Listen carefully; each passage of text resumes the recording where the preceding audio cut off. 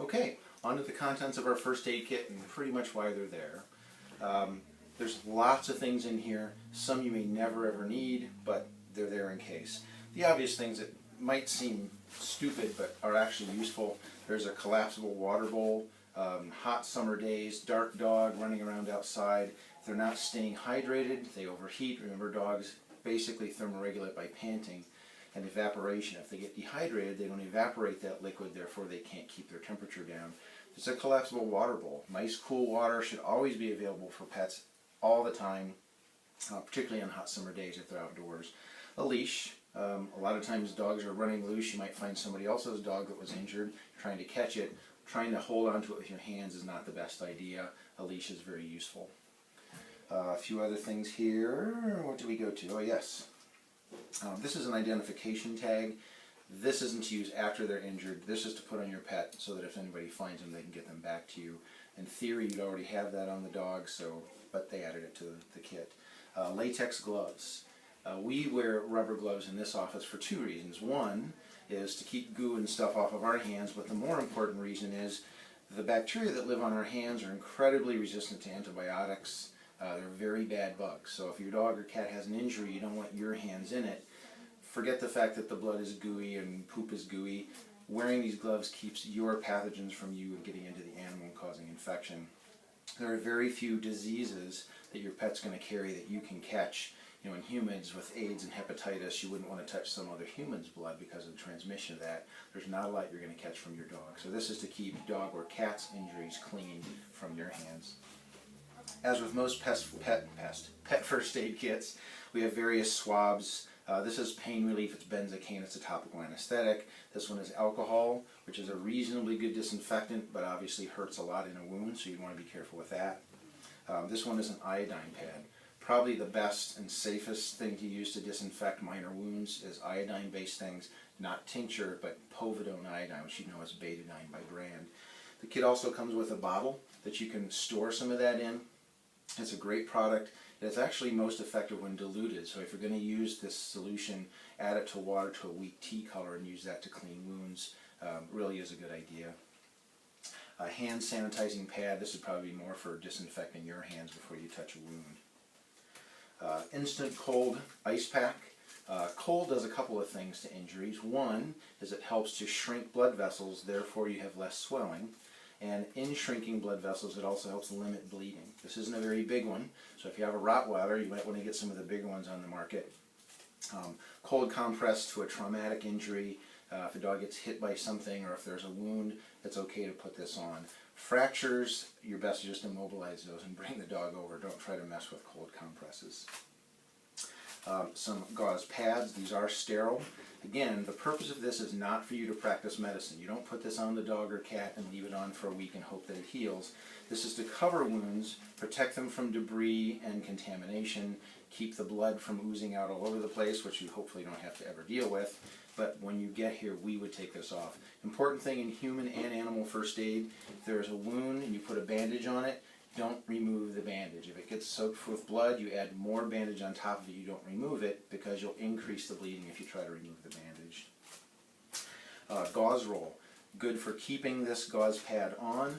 This also makes a good muzzle in a pinch. If you don't have a good fitting muzzle, I love my English, well fitting, whichever it is, this does work. And we're going to do a segment after this that shows how to use gauze to put a muzzle on a dog. Muzzles don't work on cats, and they really don't work very well on pugs and short-nosed dogs, but medium to longer-nosed dogs, this is a good idea and will keep you safe. Every stinking day, I get somebody that calls that was trimming their dog's nails and they got one close and it's bleeding and they're panicking. This is a stuff called Quick Stop. It's a powder that you apply with a cotton swab to the tip of a cut nail or a nail that was trimmed too short. It works very well. It really does. Nails, they don't have anything to push on, so unlike a normal wound where you'd put direct pressure on it to stop the bleeding, that doesn't work with nails. So you simply take the bleeding nail, take this cap off, put some powder on the Q-tip, and you keep applying it to the end of the nail until it stops bleeding. Really good thing to have.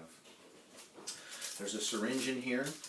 Again, you're not going to be giving injections. This would be for any kind of liquid medications. A teaspoon is 5 cc's, and this is a 5 cc syringe. And quite a few of the medications that we give to our pets, we'd have in a teaspoon or less volume.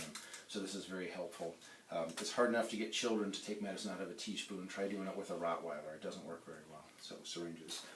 This is an adhesive bandage that only sticks to itself. It doesn't stick to fur, so when you take it off, it doesn't pull the fur off. Again, the purpose of this, temporarily hold the bandage on until you can get here, then we'll change the bandage and evaluate any kind of wound.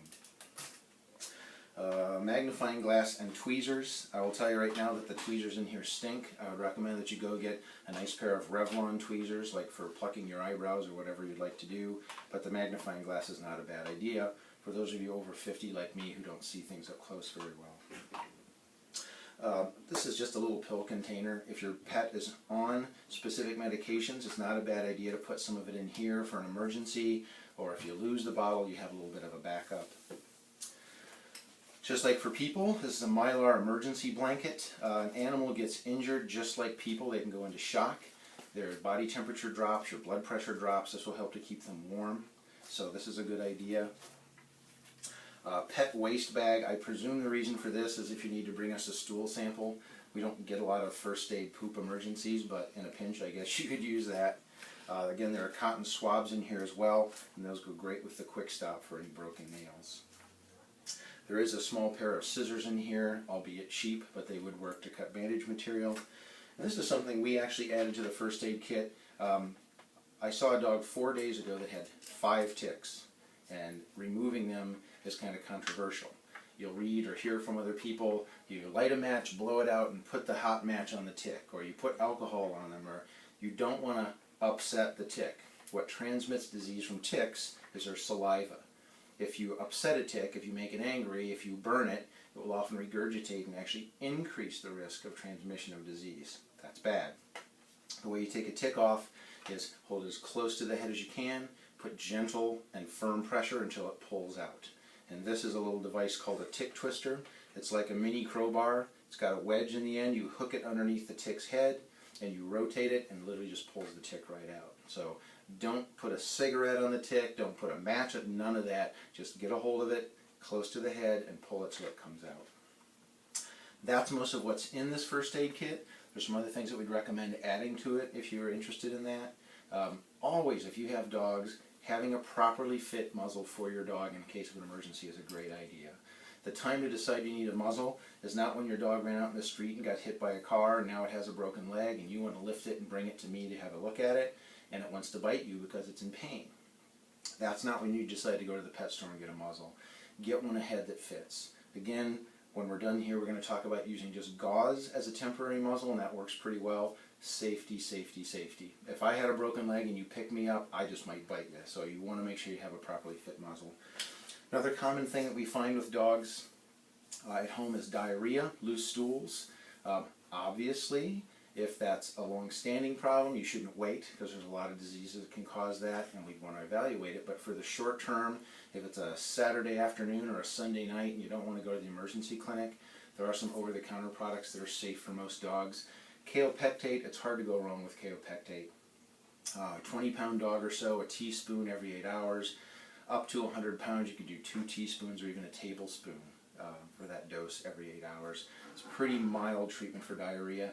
Imodium, a lot of people use that for pets, and it is safe overall, but there are certain breeds like collies and border collies that may have a genetic disorder that makes that drug toxic for them. So if you're not sure whether or not your dog should have Imodium, call us and ask us first, or if we're not open, call the emergency clinic over on Douglas. Benadryl, another common drug that we use in pets. It's a human drug.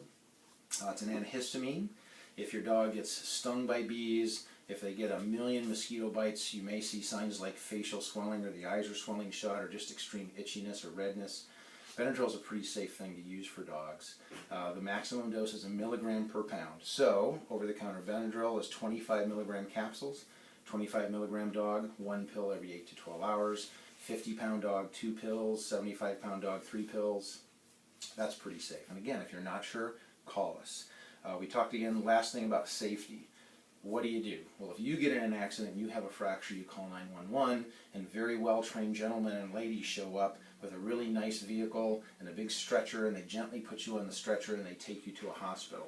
There are no pet ambulances that I'm aware of, at least not in Toledo.